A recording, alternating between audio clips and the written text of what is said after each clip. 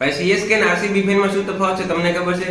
RCB વાળા જ્યારે season પૂરું થવાનું હોય ત્યારે કેલ્ક્યુલેટર કાઢે અને અમે સીએસકે વાળા સીઝનના શરૂઆતથી જ કેલ્ક્યુલેટર હારે રાખીએ. ભારત દેશનો 21 જાળામાં સૌથી મોટો કોઈનો ફાળો હોય ને તો અમે ચેન્નઈ વાળા છીએ.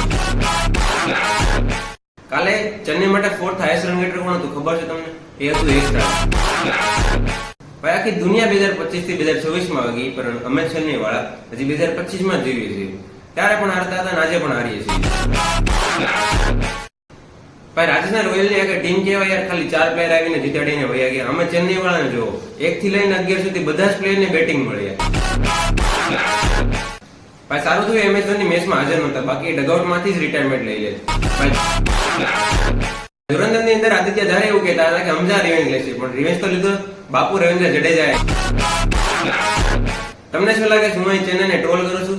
ના યાર, તમે પોઈન્ટ ટેબલ લઈ લો. આટલું ખરાબ પ્રદર્શન હોવા છતાં અમે 6ઠ્ઠા નંબર પર છીએ, 10મા પર નથી.